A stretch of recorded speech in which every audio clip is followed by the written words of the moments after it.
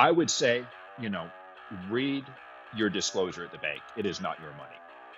Once you give it to the bank, it is their money. These banks, as I said, most of them wouldn't exist. They all would have gone under in 2008 and many times since then if it weren't for the direct assistance of the federal government. They are not independent. You can put your money at Chase, at Wells Fargo, at these big banks, and you might as well hand it to the federal government.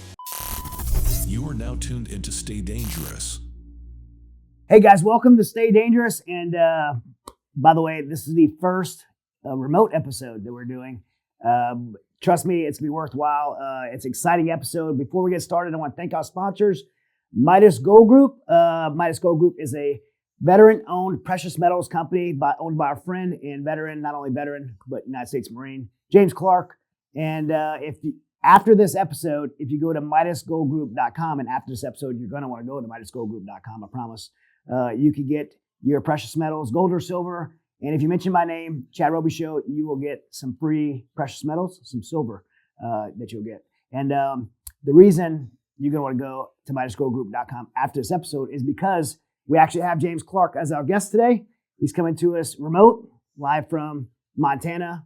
We just seen some Indians and buffalo crossing behind him. That's actually, if you're watching on video, this isn't a digital AI background. It's the real thing.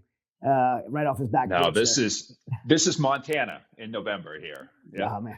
And you're in a t-shirt or a polo shirt, so it's not too cold. It's not too bad here. It's actually, I was expecting, because I'm from Phoenix, Arizona. That's where my company is based out of, and I'm up here a little getaway with my son.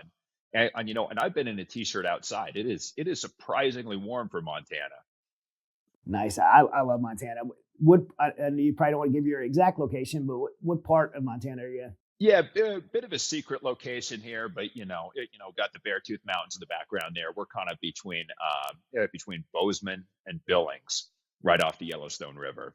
Okay, that's a beautiful area. I love going up there. Well, before we get started into Midas Gold Group and precious metals, I really want to. I'm super interested. How do you go from being a United States Marine to the CEO or founder of Midas Gold Group? Well, it was an interesting story. I got out of the Marine Corps in 2003. I actually just got out. There was a narrow window in between a stop loss. We'd gone to Afghanistan, got back. They lifted the stop loss for my MOS, and then I got out, and then they put it back in like 2 weeks later. But I got out, went to college. I said, okay, now I want to go work for a big company. And so I did. I did well in college. Went and worked for a big global accounting firm. Went to Silicon Valley. Worked in the tech space as an accountant. Then I said, okay, now I wanted to get into the investment banking world. And so I'd applied to some of the investment banks. Got hired in 2008. The day I was supposed to start training with a big investment banking firm was the day Lehman Brothers collapsed. And so I kind of at that point, I went back to my roots as a kid, where I worked for my dad in his gold coin shop. And he said, why don't you go work for me, sell gold? And I said, okay, it's 2008, everything's falling apart. That sounds like a good idea. I went, I learned a lot about gold from him as a kid. He was always very dialed into what was going on in the financial markets, had a great understanding of the reasons to own gold. And so I learned a lot from him for a number of years, and eventually I, broke off and started my own company. He was more focused locally in Arizona. I wanted to build a company that had a national presence, and could spread the message and on a national scale. And so we parted ways, and we still compete. In a very friendly environment. We sell back and forth to each other, but it was really just learning from him, and over time realizing that what I didn't want to do was to work in that investment banking world. I spent enough time looking at deals and just seeing how crooked, how corrupt the whole industry was, and today there is probably no other asset class I would want to be dealing in other than gold and silver, particularly what's going on in the geopolitical environment. I think it's absolutely essential that people get some of their money out of this crooked, corrupt financial system that unfortunately we're seeing, and putting some money in a hard asset like gold and silver, taking control of some of their wealth. And it also gives me great joy to take money out of that crooked banking system, because I've learned over the years exactly how it operates and exactly how it functions. Man, it's I was saying earlier, kind of joking, but it's true. It's just always impresses me to see a Marine go from eating crayons to running a major company like this and being successful. It makes me proud, and I hope for all the young infantry Marines out there, thinking have a future. James is an inspiration to all of us. One of the things I love about you, and getting to know you. A few months ago, you came over. You flew in, came over to my house, and we got to spend some time together. And I was super interested in this topic because it's important to me, especially where our world is right now. One of the things I loved about you, and I think we clicked with, is because you're not just doing this to make money as a business, but you actually care about Americans and being prepared and having that stability, that financial stability.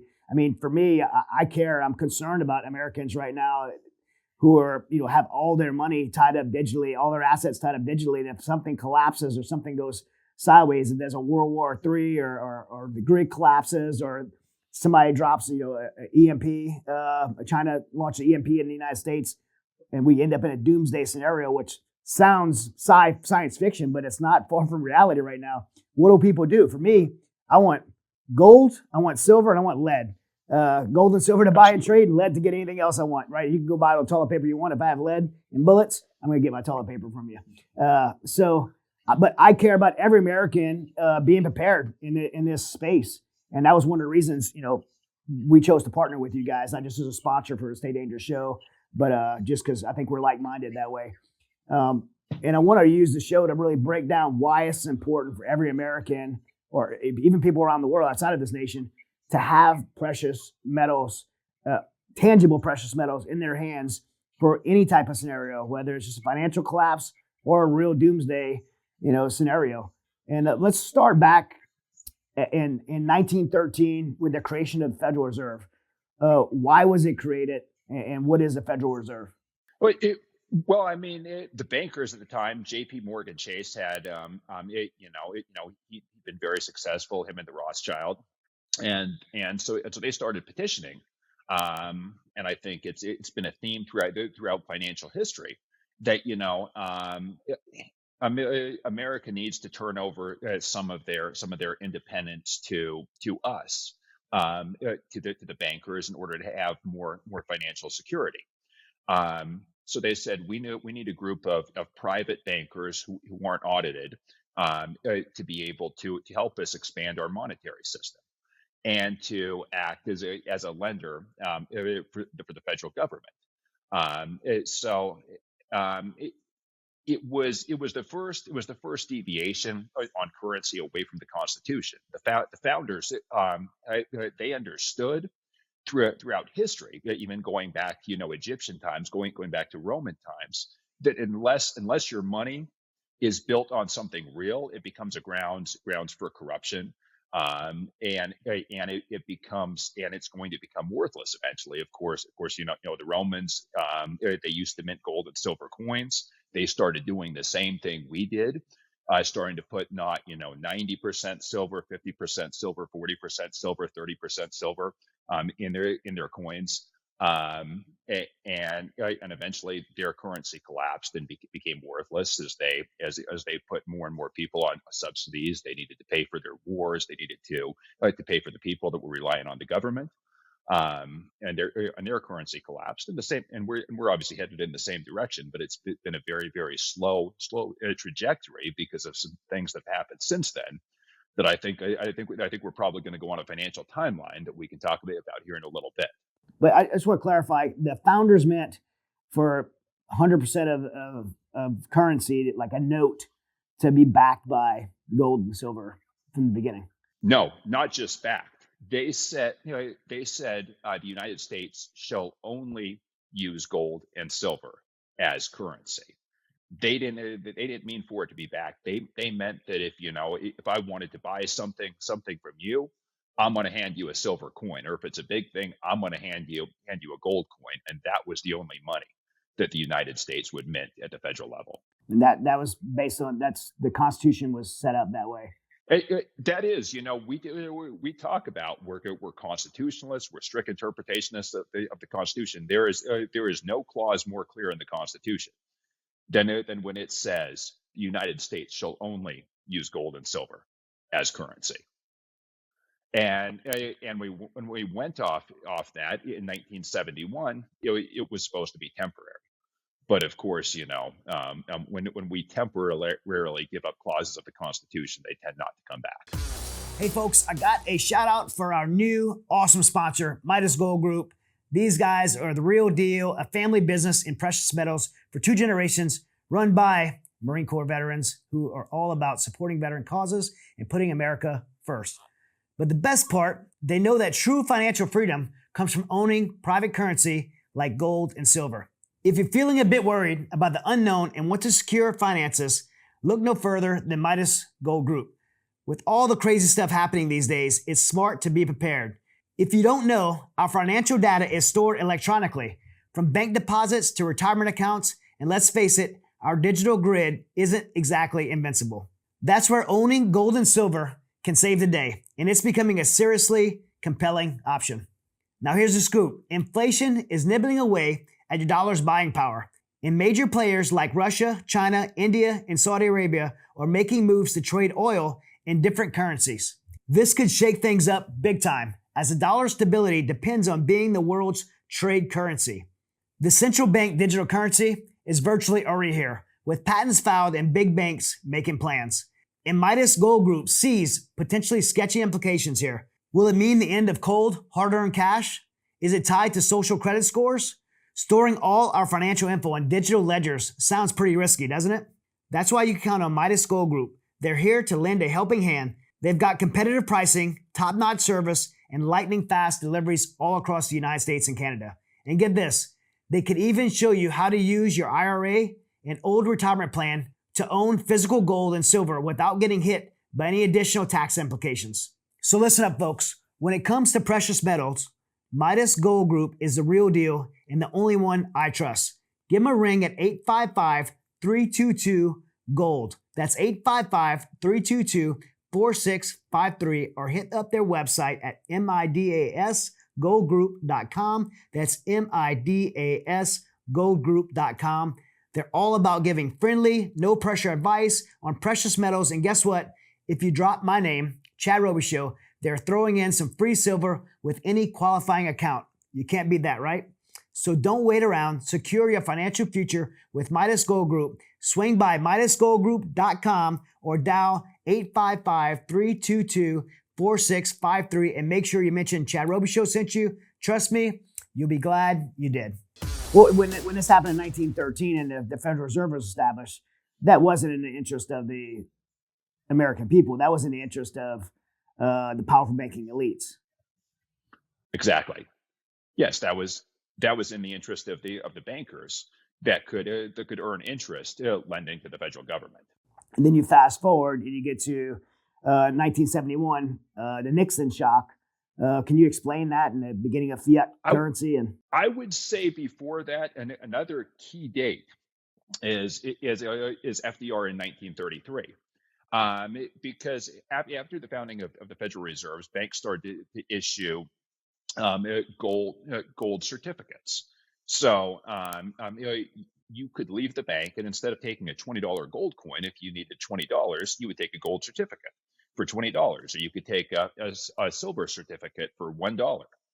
And you could always go back to the bank and redeem your certificate for an actual gold coin. During the Great Depression, in the 30s, people didn't really want to hold those paper notes, so they were going to the bank and saying, "No, I'd rather hold the gold." Savers preferred having the gold for good reason, and of course, the United States wasn't able to mint enough gold to cover all those notes. So what FDR did was he stopped redemption of certificates for the actual gold coins, and in fact, he made gold ownership illegal in 1933. So unless you had rare coins or coins of significant collector value, you were not allowed to hoard gold in your house in the United States. Of course, we still were required to pay off many of our debts in Europe.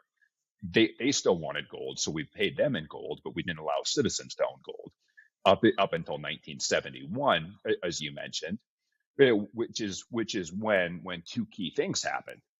Bretton Woods happened, that made the dollar the global reserve currency, which was probably of all the gifts the United States has ever gotten.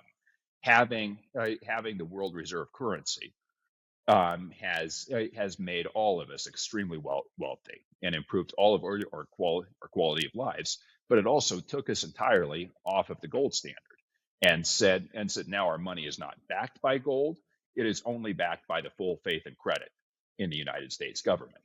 What is this?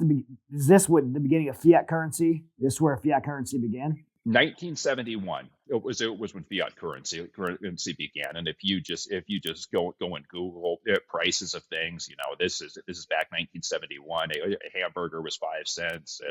A gallon of gas was 7 cents. A penny, you saved your pennies. Pennies were worth something substantial. You could a school teacher could afford to buy a brand new house in a big city. School teachers could buy houses in Manhattan at this time. They could buy a house in the center of Los Angeles. A bus driver could provide a nice life for his family, working a single job on a single income. But this was the beginning of it's not a new experiment. It's happened over and over again throughout history. But in 1971, we completely abandoned the idea of our money being backed by gold, and we said it is just paper currency. And we've seen periods of rampant inflation. We saw it under Carter. Um, and they've always had the Federal Reserve to try and regulate that through interest rates. Um, and if you look at what we're seeing right now, they're trying to slow inflation, but by raising interest rates, they're collapsing the banking system while they're doing it, and they still don't have inflation under control. You still have the average earner; it can barely afford their grocery bill. You have people on three incomes that have to have maybe $200 in spare money after all their bills are covered. It's very sad to see what's happened to people's ability to support themselves chasing this paper currency, this fiat dollar that they print without any regard really anymore. I mean, there's not even a hint of trying to be responsible. Any cause, it's no, we have to do this. Even if it's causes that we support, that we think are good, we can't afford to have half our population living on government assistance. We can't afford to fund foreign wars all over the globe. We are broke, and certainly we can't afford the massive abuse and corruption and money laundering that's going on through our foreign intervention and foreign aid packages all over the world. Sure, yeah. I mean, look, you talk about Ukraine. Everybody that follows me knows that I've been to Ukraine 10 times. I love going out and helping the Ukrainian people, but I am not for printing hundreds of billions of dollars and sending it over into a money laundering scam that's taken advantage of the American people and putting us in a deeper financial crisis. It's really interesting what you said because the timeline of this, to some people listening, it's really easy to think this happened over a long period of time, but 50 years is not very long. 50 years ago, to think that a bus driver could buy a house in Los Angeles when most CEOs can't buy a house in Los Angeles now. I mean, Right. I mean, to think that I can't buy a house in Los Angeles for sure. I mean that's not in my budget.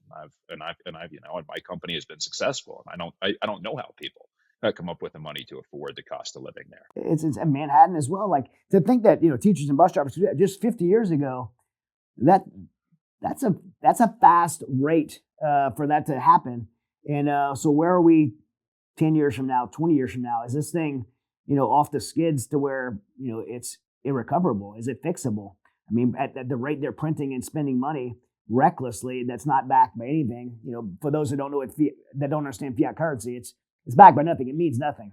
There's no tangible value to it. They're just printing it, and it's, watering down our dollar, and why, we're seeing Americans not being able to afford to live. It's an interesting question. How does this end? Where's the dollar going? Where's the currency going? And when's it going to happen? And those are all. I'd say there's no way you fix it. We can't pay back the debt. You've got BRICS de-dollarizing. You had just as recently as 5 years ago, you had almost 90% of global transactions settled in U.S. dollars. It's going down. It's probably below 70% of global transactions between nations are settled in U.S. dollars now. And as that number gets smaller and smaller, our ability to fund this through simply, I mean, we don't export hardly anything of great value to people. We import everything of value. We import fertilizer. We import food.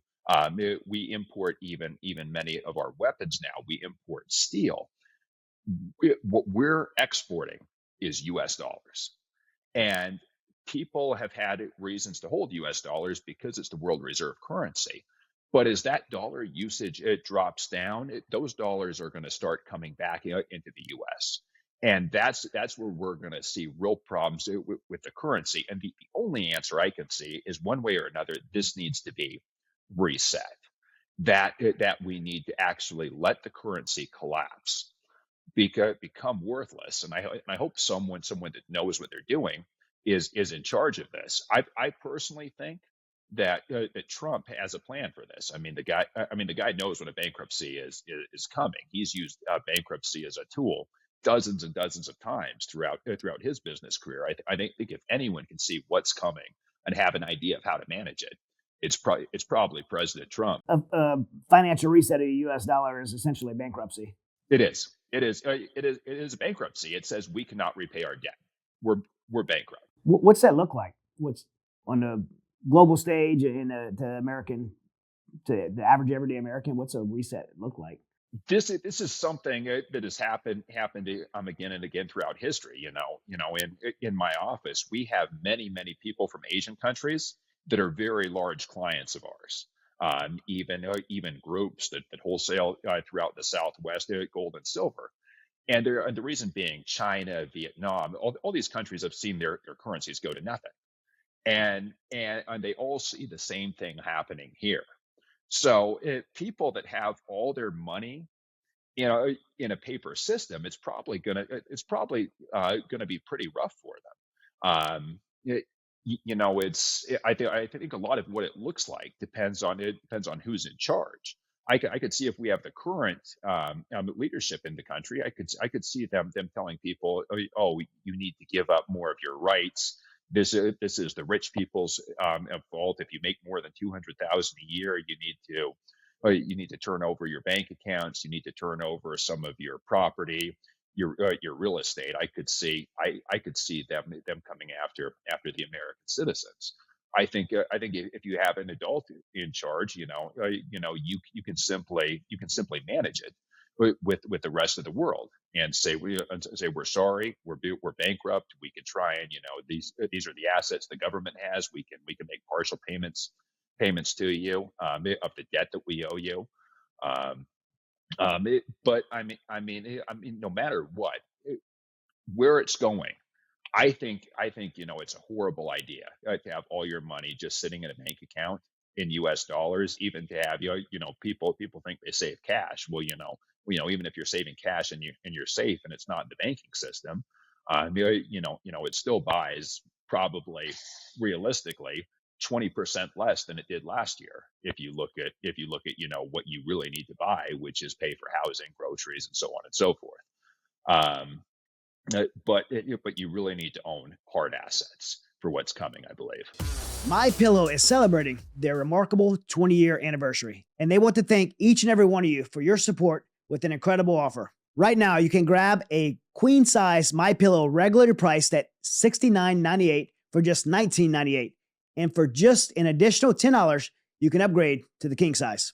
To claim this unbeatable deal, head over to mypillow.com and click on the radio podcast square. Use promo code DANGEROUS to unlock Mike's amazing offer. You can also call at 1-800-941-0272. That's 1-800-941-0272 and use the same promo code DANGEROUS. MyPillow's patented fill adjusts to your exact needs, ensuring you get the best night's sleep ever. The anniversary celebration also brings deep discounts on all MyPillow products, from luxury bed sheets and cozy My Slippers to soothing towels and comfortable mattresses. Now, let me share a personal secret with you.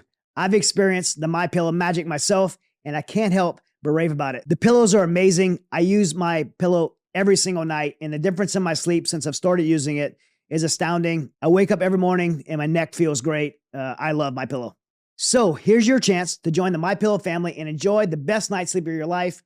Don't miss out on the biggest sale in MyPillow history. Remember, that's mypillow.com, promo code DANGEROUS, or call 1-800-941-0272. Don't wait. This incredible offer won't last forever. Sleep better and feel better thanks to MyPillow.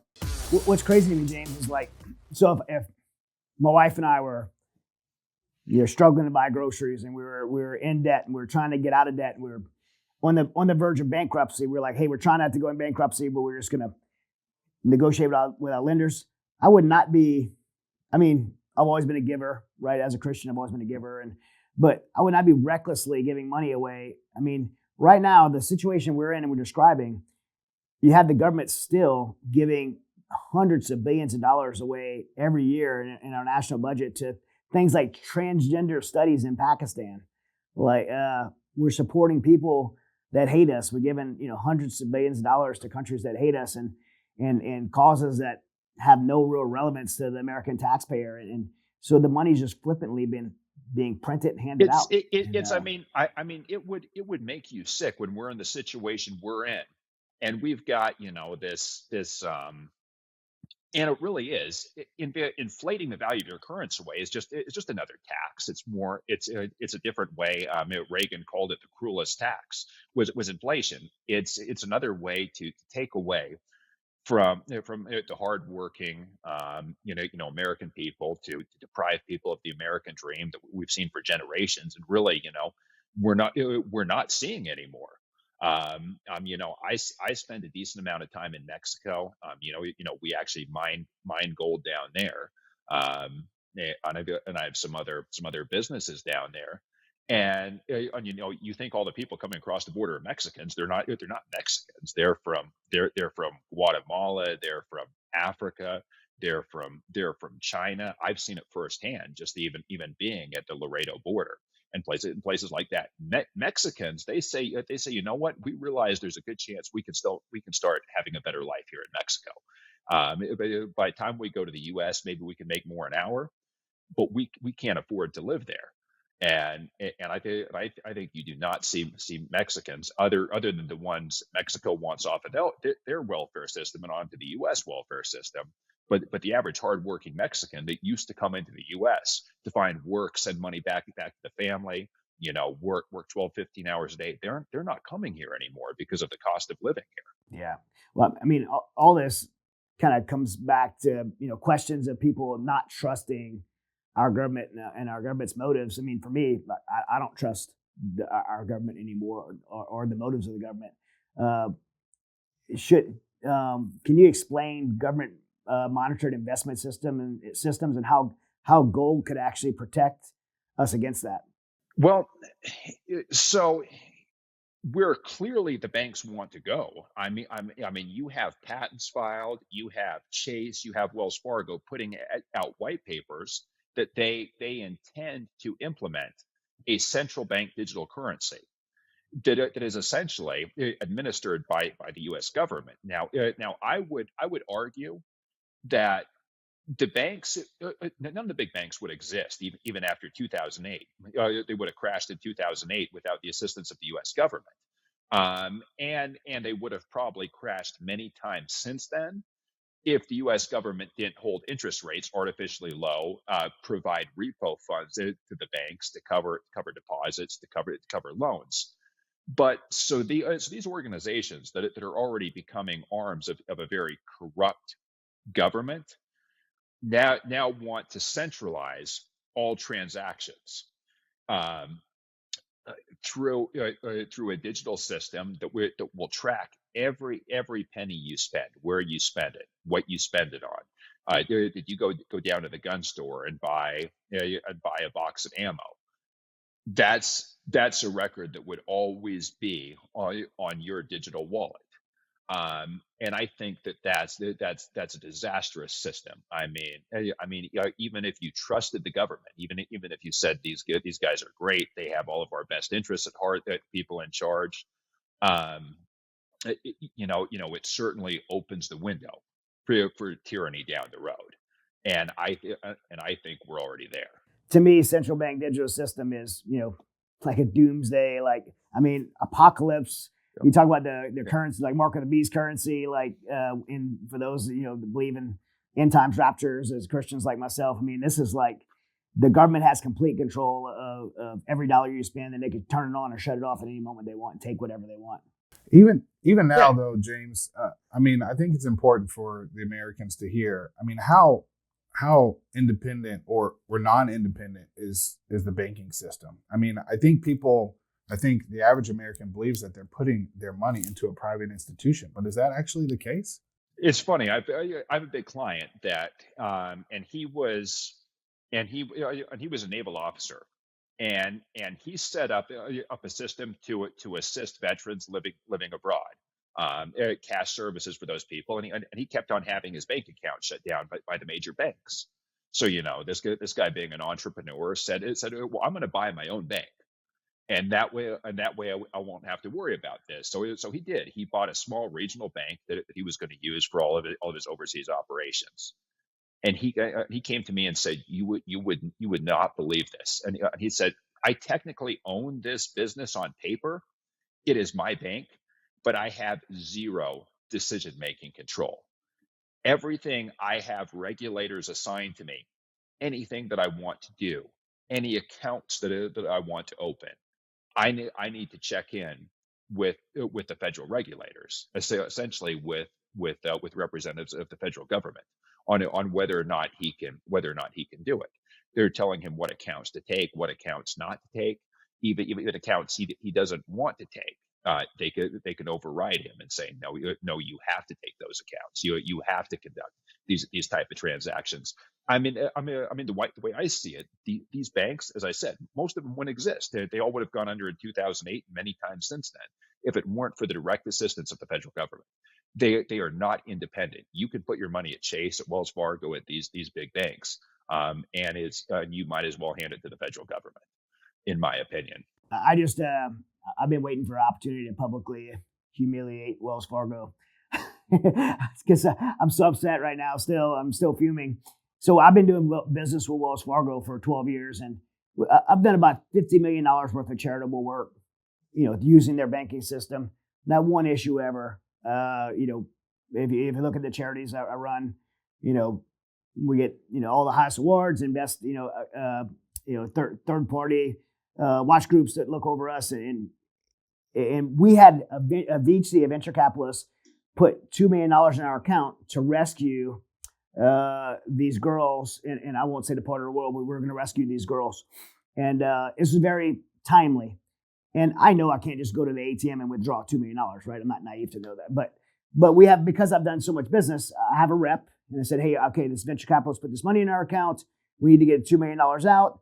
We got a letter from the House Foreign Affairs Committee. So our operation was sanctioned by the United States government. A letter from the U.S. Congress, House Foreign Affairs Committee, what we were doing with the money. A private jet lined up to bring the money to where we're going for this operation to rescue these girls. Within about 24 hours, all of our accounts, our debit cards and ATM cards stopped working for all my employees around the world, traveling around the world, doing the work that we do within our charity. And additionally, we couldn't even sign in our account. We were locked out of our account because we want to use $2 million and now the banks come back and wanting us to do these memorandums of what we do, how we do it, and ultimately they slowed the operation down enough to where we had to change our operations. And I can't say or not say if that affected human life, but from my perspective, it did. If it didn't cost human life or put someone in harm, then they certainly put people at risk. And this was, our money, but we were not allowed to use our money the way it was intended to be used. I would say, read your disclosure at the bank. It is not your money. Once you give it to the bank, it is their money. Legally, it is their money. You are a creditor of the bank, and they treat you as such. We have clients, they'll go to the bank, and withdraw cashier's checks, and be asked, "Why are you doing this? Where's it going?" And many of these banks have teams and say, before you can withdraw your money, you need to go talk to this person. And many of our clients, it just infuriates them, and they just want their money out of the bank that much faster. But they have retention teams to prevent you as the creditor, who's the account holder, thinking that's your money in the bank. To get it, they have to stop you from taking that money out of your account and away from them. It's astounding if you actually read the regulation behind this. And I would say, that's a disturbing story, but it's something we see regularly, and stories we hear from our clients. Many times people have to wait for something like that to happen before they say, okay, yes, I need to buy gold. So we probably get a larger amount of those stories. People that might own a gun shop, and suddenly Chase freezes all their accounts, won't let them access any of their money, pay their suppliers for weeks because most likely because they own a gun shop, but because someone's auditing them or auditing their FFL or whatever it might be. We were banking with JP Morgan Chase for over 10 years. They shut down our account, a Midas Gold Group, no explanation.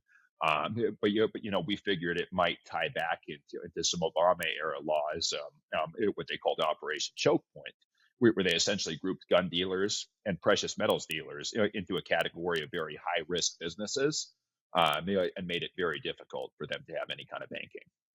Is there a limitations? Has the government put regulations on how much gold and silver, tangible precious metals, you could have in your personal possession? No, there's no regulation on it. That was the benefit of 1971, where we entirely went off the gold standard. It also made private gold ownership legal again. So there is no limit. I mean, we have people that a lot is different to everybody. And one thing we do as a company, we treat everybody the same.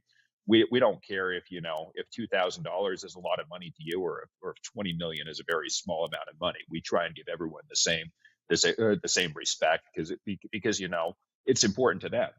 And that's really our philosophy, that this is what we're doing is more than just selling another financial asset class. We're selling an asset class that is going to help people prepare for where things are going. And so no, our business, it remains unregulated. Again, that can change at any time. When I have my sales meetings with my guys, I say, I don't think the government wants financial control, and I say we never know how long we're going to have in this business. My family, we've been in it for 2 generations. We've been lucky, but we're in an agreement that as much as I would love the idea of passing this business on to my son, and letting him take over, I don't think it's going to be a viable option. Let's say you have $20 million in gold and you're at home in your closet. Is it insurable? Can you insure it? There are companies that will provide insurance on precious metals, much like jewelry. So it isn't always the easiest to insure, but you can find riders for it. Sometimes if someone does have 20 million, a lot of times they're splitting that up between different locations. And if you have $20 million to put in gold and silver, you probably have more than one location to put it in. You might put some in one vault, some in another vault, maybe some in an insured depository. I think you don't want to put everything necessarily in an insured depository where you don't have immediate access to it. But when you're getting into those numbers, people oftentimes try and divide it up. Hey guys, Chad Robichaux here. Are you ready to experience the greatest beef you'll ever taste while supporting an incredible cause? Well, get ready to sink your teeth into the irresistible beef from Skyros Cattle Company.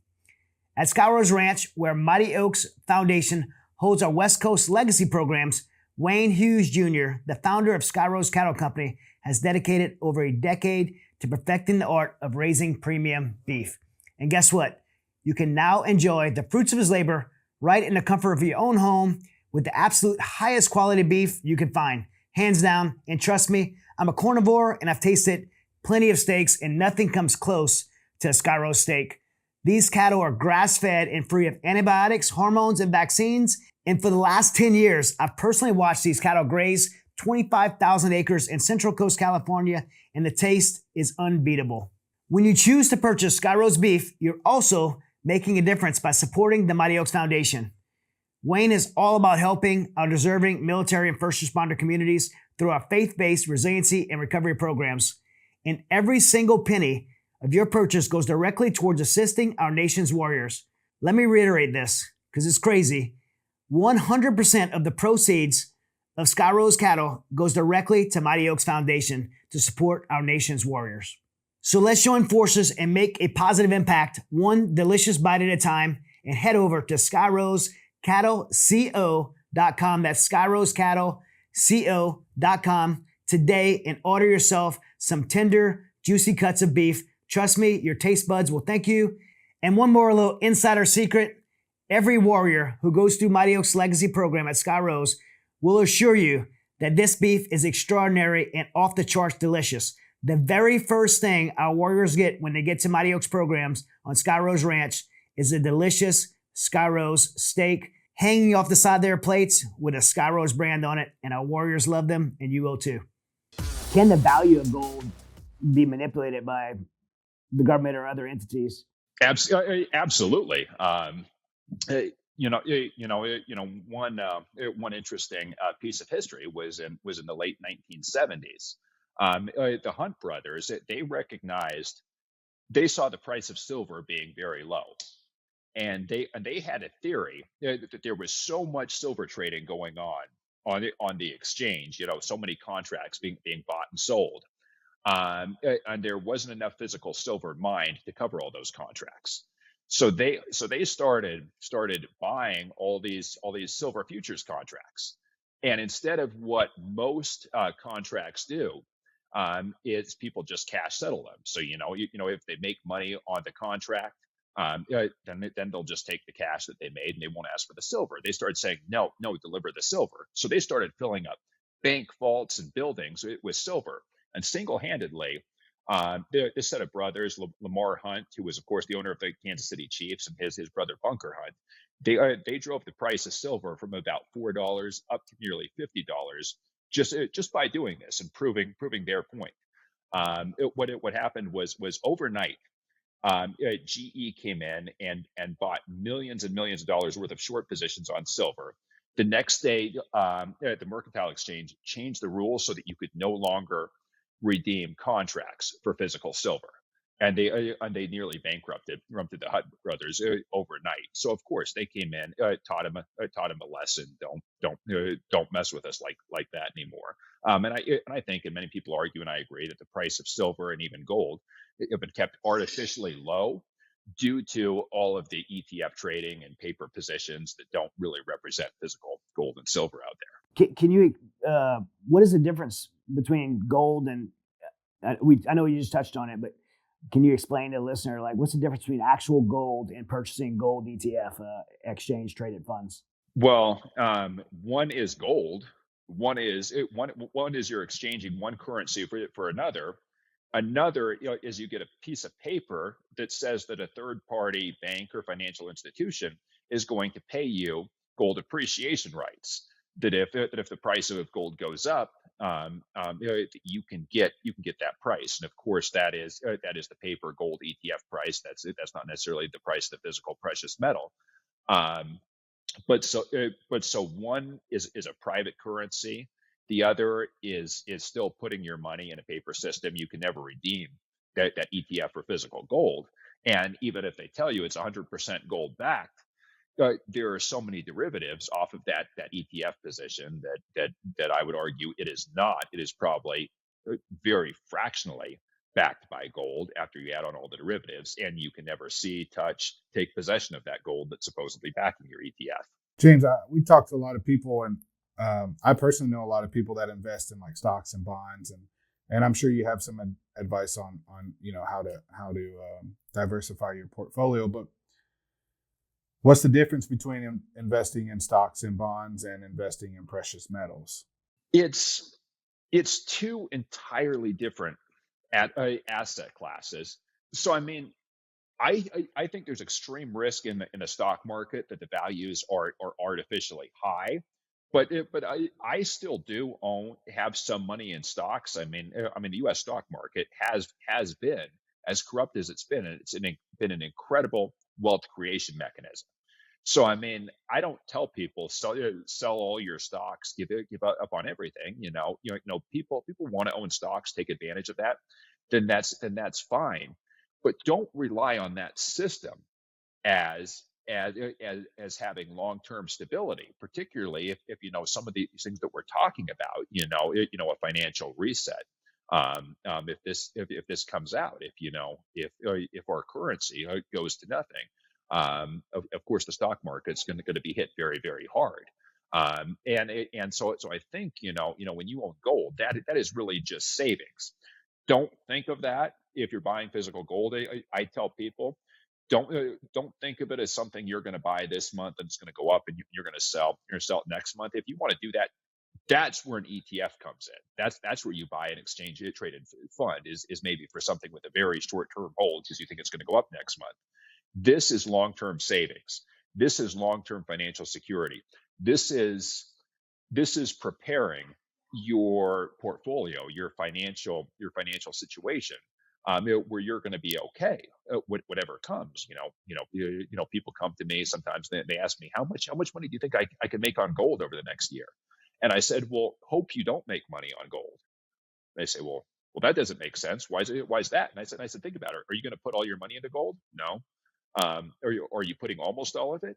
No. And I said, well, so what would be best for you is if the price of gold even goes down, if you lose money, because that means the dollar is strong. That means the financial system is stable. That means we're not in global turmoil. It means things are going pretty well in the country, and it means the other parts of your portfolio are probably doing pretty well. But I think chances are over the coming years you're going to make an incredible amount of money on gold, and you're going to be glad that you have it. But that's not necessarily a good thing for the country, even for you personally, if gold and silver go through the roof. Yeah, I'm interested in your thoughts on this perspective, and Chad too. With both y'all's backgrounds, feel free to chime in. The currency supremacy is the cornerstone to America's military power. So we're talking about the threat of losing that supremacy. Does that threaten our superpower status as a dominant country, basically? I think, of course, the world has been, and I believe mostly for good over the years under American influence, under American military influence. I mean, we fought back fascism in World War II. I mean, we've done some very heroic and valiant things as a country. We've probably, and Chad would probably agree, we've probably been involved in some things that we shouldn't have been involved in, and been involved in some things that are regrettable. And many of us who've been part of that, regret. But we are able to exert our influence over the rest of the world because of the dollar's status as the reserve currency. I mean, the most frightening statistic to people would be the drop in the dollar's usage among foreign countries. I mean, of course, and I agree with Chad. I love Ukraine. I support the Ukrainian people, and I hope that they fight for their independence. But one big problem that happened was a reserve currency is supposed to be neutral. That's what makes it a reserve currency, that it's not influenced by politics. The minute we started cutting Russia off of the SWIFT system, that we started using SWIFT to confiscate people's money, we showed the rest of the world that we are not neutral, and we will weaponize our currency against you. And I think that has damaged our currency far more than most people even begin to understand. And unfortunately, it hasn't. I don't think it's had the desired effect on Russia either. I don't think it's weakened them. I think it's I think in many ways their economy has gotten stronger by being more independent. Yeah, it's funny you bring this up because Matt Haidt, whose episode comes out, has not dropped as we're recording this, but Matt Haidt brought up the same thing about how the reputation of our currency by doing that to Russia devalues our currency because the trustability amongst the rest of the world. And we're seeing it play out. It is right there. Just look at the numbers. Look at China's.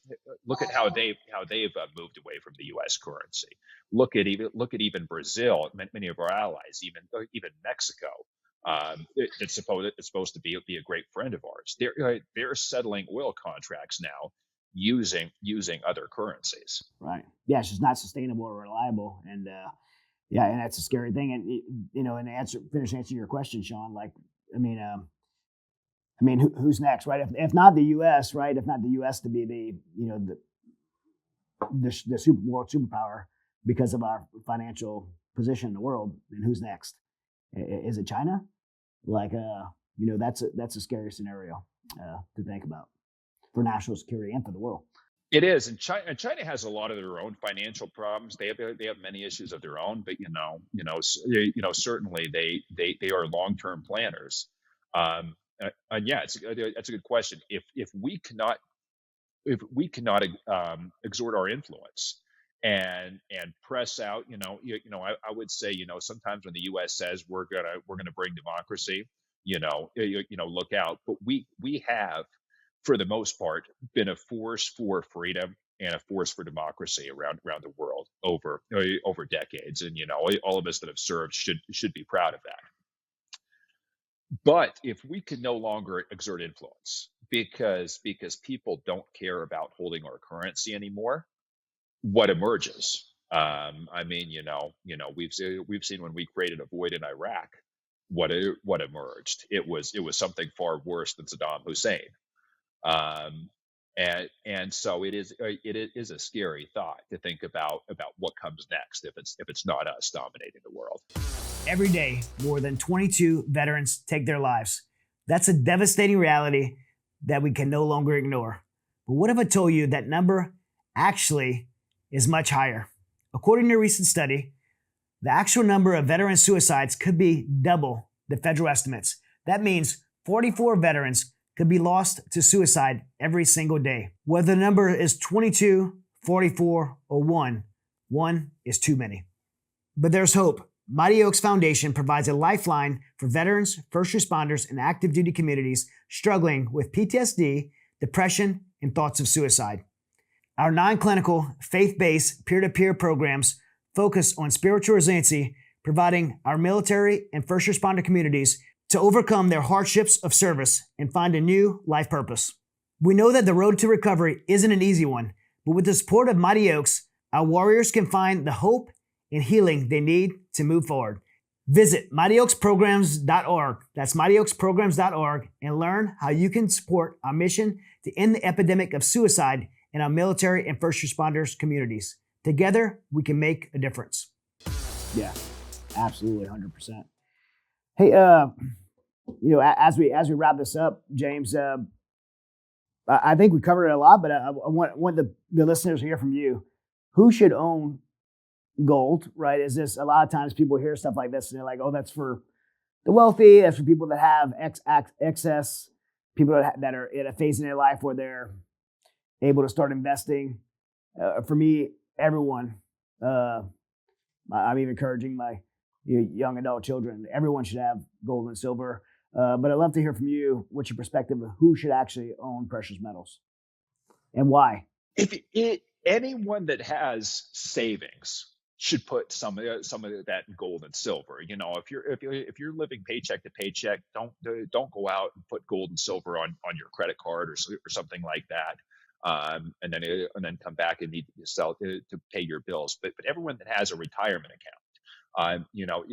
Many people don't understand you can own physical gold and silver inside of an IRA and not have to withdraw it or pay taxes or penalties on it. You can use an existing IRA to own physical gold and silver. You've been able to do that since the 80s. So I would think people saving in an IRA, people saving money in the bank, people saving money in traditional investments should have some gold and silver. And it's certainly not for the very wealthy. Because if things go the direction, and I know, Chad, you're preparing people for many different scenarios, many different ways that the world could go. If the world goes a certain way, and you own what you think is a very small, insignificant amount of gold and silver, that could make all the difference in the world. If we reset our financial system, if our currency collapses, and you need to figure out a way to buy food for your family, to put gas in your car in the short term, and like I said, we deal with people that do millions and millions of dollars in gold and silver. And and my brokers, the people that work for me, they're great. If someone even has a few $100s that they had saved and they want to buy some silver coins, they will take care of that person.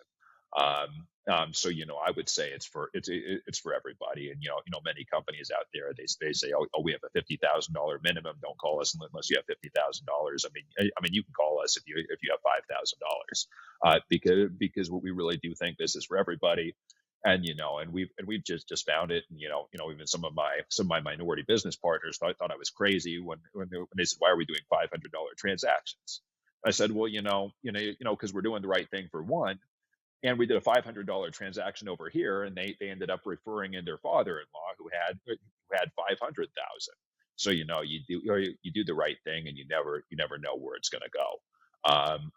But certainly, if you see even the possibility of some structural problems in the financial system, and you have some money saved up, you should really consider owning gold and silver. Now, I hope I don't put you in a spot for this question because I don't know the answer. But let's say I buy it for the doomsday scenario, and now I have an ounce of gold, and I need to be able to trade. Is there a way to buy it in smaller portions? Is there coins that break down, or is it, ounce? Or you're out there trying to break off a chunk or cut off a chunk? Like how do you use it? Like $2,000 coin versus something that's worth $20-$30. Well, and that's a good question. So many people think about that. I mean, you could buy tiny bars of gold and silver. You can buy it down. There are mints that mint gold bars down to half a gram, which is roughly 1/60th of an ounce of gold. And and some people that are preparing, many times they'll buy some small pieces of gold. It's a little bit more cost efficient to buy 1 ounce pieces because you have the minting costs on those tiny pieces. So if you buy 60 of those, it costs a lot more than buying just 1 bar, 1 ounce, because the minting costs. But if you're preparing for those type of scenarios, people will many times get those small pieces of gold, and of course that's what silver is ideal for. Because you can buy 1 ounce silver coins for $30-some, and that's something that's far more divisible. So if you're kind of planning this, we talk to people about gold and silver ratios. This is an investment that's all yours. We're not financial planners. we're not giving you financial advice, but we're going to give you our expert opinion. So if someone says, say, I have $50,000, I want to invest, we'll talk to them about, what do you think you're going to use this for? They might say, I just want stuff I can barter with. Maybe they'll get a lot of silver and some small pieces of gold. I think in general, this is more about long-term wealth preservation, because again, you look at history, you look at when currencies have collapsed. Generally, another currency comes in and replaces a collapsing currency, but you want to put your money in something of value, so that in that transition period, maybe you have something you can barter with in the mean term, and then you have something of value that you can now exchange for a new currency. So many times people do a mix of gold and silver coins, and do the gold more for long-term wealth preservation, and maybe silver for some speculation and for some barterability. Well, I want to remind everybody listening, if you want some free silver, then you go to MidasGoldGroup.com after this, and you mention my name, Chad Robichaux, and James is going to hook you up with some free silver. I don't know how much, but it's free silver. It's a way to get started. So it's on any qualifying order where you mention Chad's name, you can get up to $1,000 in free silver. So of your choice, we can make recommendations on it, and your choice of silver, coins, bars, whatever it might be. I'm gonna cash in on that deal myself. I'll give my name. I'll just say I'll say I'm someone else and drop my name. Chad, if anyone deserves that deal, it's you. So just call it and mention your own name, and we'll hook you up. No, man, I'm super thankful. Like I said, a lot of these questions I was asking the way I was asking, because I want to know, a lot of this stuff. I'm super interested and looking forward to spending more time with you. Very thankful for your heart behind this company and how you care about people and people being prepared and not just running this as a business, but especially the fact that you're willing to serve everybody, big or small orders. It's amazing. And I'm thankful for some of our customers some of our listeners from Stay Dangerous already called in. Thanks for taking care of them. And anybody else who hasn't called in yet, or go to MidasGoldGroup.com and talk to James's team and get on board, get some precious metals in your portfolio, or just in your safe. Be prepared and have this reserve that's going to last whatever financial crises we see coming down the pipe. And unfortunately, not trying to scare everyone, but it's scary times. And I personally do not have confidence in our financial system, and none of us that look at it from the perspective of reality should. I mean, we have way overspent the U.S. dollar and watered it down, and we need to have good assets like this on hand. James, anything before we shut down?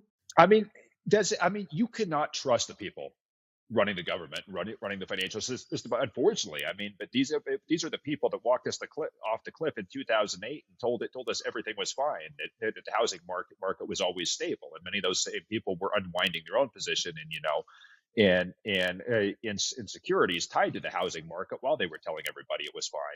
And we're being preached to that the banking system is stable, that the currency system's stable, and inflation's under control. It's not. This again is not about scaring people. It's just about having the information, thinking for yourself, and making smart decisions. We really appreciate you, Chad. We appreciate everything you do, not just endorsing us, but we appreciate our partnership with you, because of what you've done and your own heroism, not just overseas, but even your own heroism in your helping veterans. So it's great to be partnered with you, and great to be part of everything you do. Thanks, James. Thanks so much, man. Well, I look forward to going out and visiting you in Montana, in Arizona, and we'll talk soon. And Sean, anything before we wrap up? No, that's it. Great episode. All right, James Clark, staying dangerous and staying successful with Midas Gold Group. God bless.